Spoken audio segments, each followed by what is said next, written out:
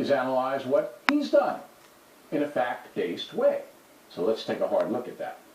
We begin with President Obama, the person. Certainly, as half African-American, he's a historic figure.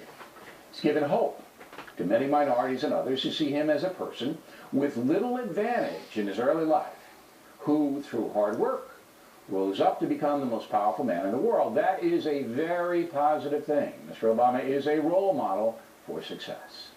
On the negative side, inexplicably, the President has not improved the economic or social situation of most poor minority Americans. There's now more poverty in the USA than there was when he took office. Black home ownership down on his administration. And racial division way up.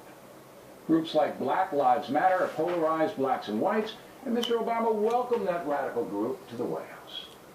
Kind of a mystery to me why Barack Obama did not concentrate more on solving the poverty problem. Key to that is keeping families intact. At one point I expected Mr. and Mrs. Obama to make that theme one of their top priorities. It never happened.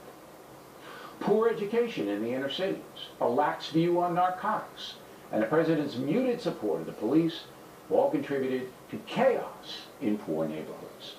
Now let's take a look at the healthcare situation.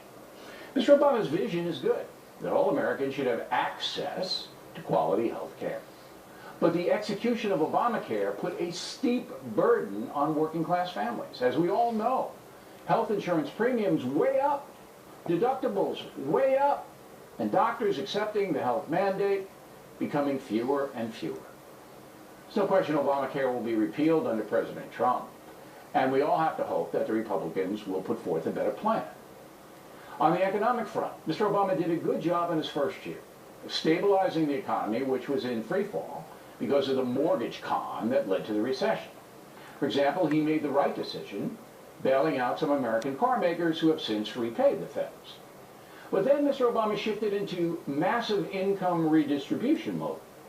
That meant taxes went up, regulations went up, welfare payments went up, and the economy stagnated for 8 years. Wages in the economy stagnated.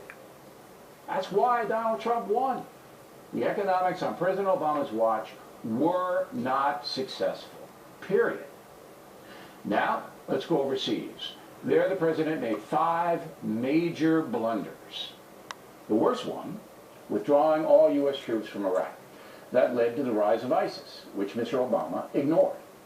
And now we have a disaster not only inside Iraq, but worldwide. Second, Syria. After the tyrant Assad used poison gas on innocent people, babies, kids, Mr. Obama threatened Assad. But the threat was hollow. The President did nothing. So hundreds of thousands of Syrians have been killed, brutalized, or have fled the country. That's destabilized Europe as the migrants pour in, and led to even more terrorism on the continent. On the Russia front, Mr. Obama was totally impotent in the face of the tyrant Putin. The former KGB officer did exactly what he wanted to do, including invading countries and hacking into the American political system. Also, the Chinese don't fear Barack Obama, and have now made the South China Sea international waters their own. They took it over. Chinese have also undermined the American economy, as Donald Trump has so often pointed out.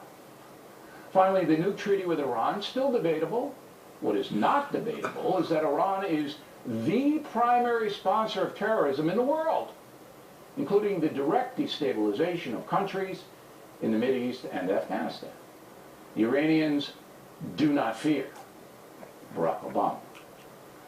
In international matters, it's clear President Obama believes global